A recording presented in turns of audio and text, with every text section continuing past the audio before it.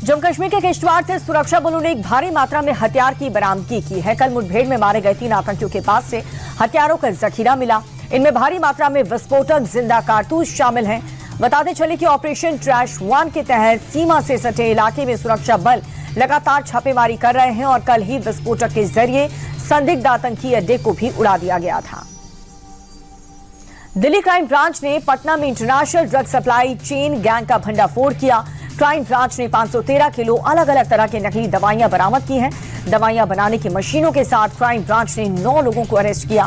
Crime branch ने ये तीसरी नकली दवा फैक्ट्री पकड़ी है। इससे पहले गया से नकली दवा फैक्ट्री का भंडाफोड़ किया गया था।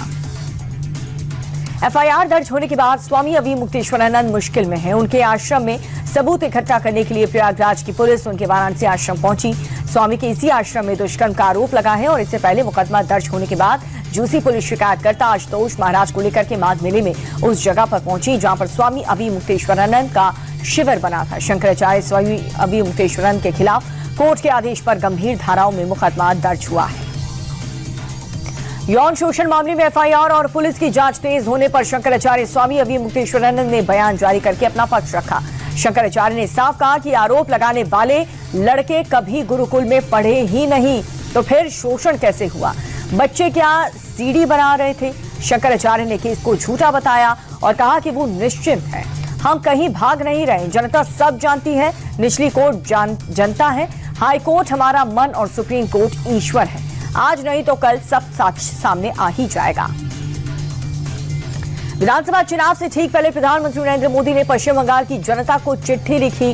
पीएम मोदी ने बंगाल में इस बार बीजेपी की सरकार बनाने की अपील की है। पीएम ने कहा कि जनता का कल्याण हमारी प्राथमिकता है। मैंने बंगाल के विकसित और समृद्ध बनाने की संकल्प लिया। पीएम ने ममता सरकार पर भी निशाना साधा।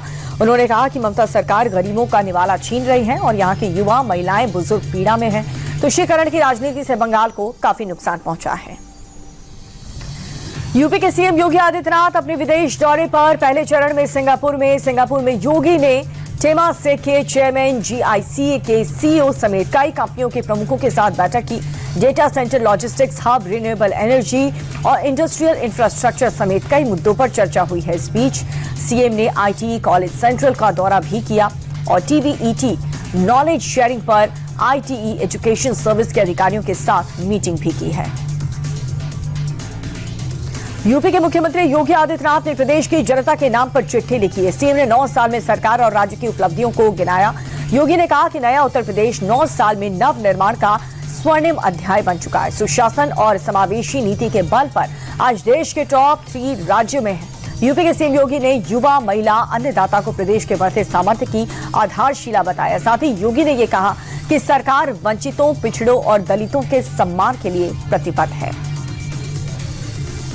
सीएम योगी के सिंगापुर दौरे पर अखिलेश यादव ने तंज कसा। अखिलेश ने सिंगापुर में सड़क किनारे लगे पानी के फव्वारे और यूपी में पानी की फटी टंकियों की तस्वीरें ट्वीट की। उन्होंने लिखा कि मुख्यमंत्री जी विदाई के समय जब मालदीव प्रवास पर जा रही हैं तो सिंगापुर में ये देख करके आए कि जल की धारा कितनी दर्शनीय हो सकती।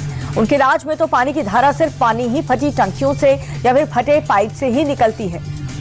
रुखसती साल में सीएम सैरे तजुर्बे पर है। गृहमंत्री अमित शाह ने दिल्ली में भारत टैक्सी ड्राइवर के साथ बातचीत की है। शाह ने कहा कि इस टैक्सी को लॉन्च करने के पीछे का मकसद गाड़ी के मालिकों को अमीर बनाना या फिर ड्राइवर्स को जो मेहनत कर रहा है उसे प्रॉफिट भी मिलना चाहिए, किसी अमीर को नहीं। दूसरी कंपनियों का मकसद यह है कि मालिकों को अमीर बनाना, हमारा मकसद भी मालिकों को अमीर बनाना है। फर्क इतना है कि यहाँ पर मालिक आप हैं। बता दें कि शाह ने 5 फरवरी को भारत की पहली सरकारी आधारित कैब सेवा भारत टैक्सी लॉन्च की थी। तेलंगाना के सीएम रेवंत रेड्डी ने गांधी परिवार के लिए मुश्किलें पैदा कर दी हैं। बैठे बिठाए विपक्ष को मौका दे दिया। दरअसल रेवंत रेड्डी ने गांधी फैमिली के लिए तेलंगाना कांग्रेस से 1000 करोड़ रुपए जुटाने की बात कही थी। उन्होंने कहा कि गांधी परिवार की 3 पीढ़ियों ने देश के लिए बलिदान दिया और अगर गांधी परिवार को पैसे की जरूरत है तो तेलंगाना कांग्रेस 1000 करोड़ रुपए जुटा कर देगी। अब इसे लेकर के सियासी बवाल मच चुका है। बीजेपी ने तेलंगाना को गांधी परिवार का एटीएम करार दिया है। एआई समिट में यूथ कांग्रेस के हंगामे की जांच दिल्ली पुलिस ने तेज कर दी है। ग्वालियर से पुलिस ने मामले में 5वें आरोपी जितेंद्र यादव को गिरफ्तार किया। कोर्ट ने आरोपी को 2 दिन की पुलिस रिमांड पर भेज दिया और वहीं पुलिस ने प्रोटेस्ट मामले में पहले से गिरफ्तार हो चुके कृष्ण हरि की गाड़ी भी बरामद की है। इस गाड़ी से पुलिस के प्रदर्शन के दौरान इस्तेमाल किए गए टी-शर्ट और पोस्टर बरामद किए।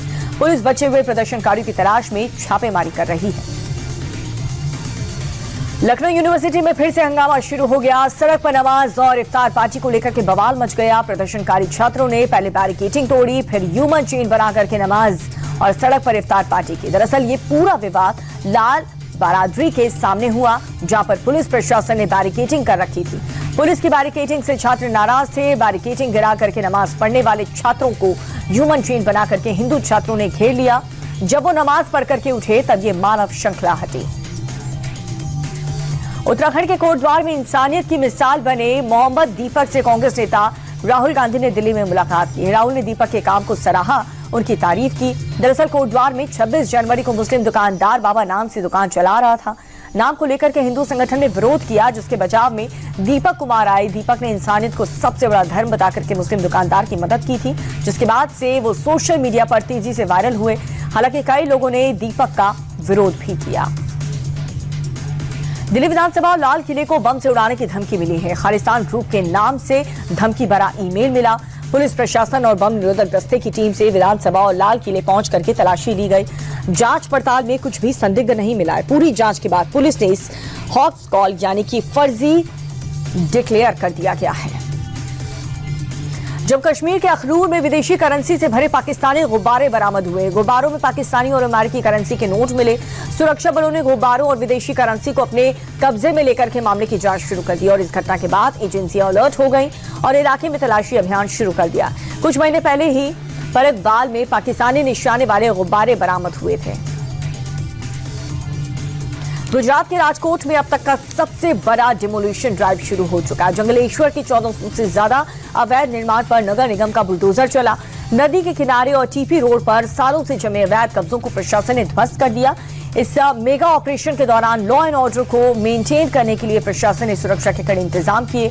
करीब 1500 से अधिक पुलिस के जवान और निगम के 1200 से अधिक अधिकारी और कर्मचारी डिमोलिशन ड्राइव में शामिल हैं।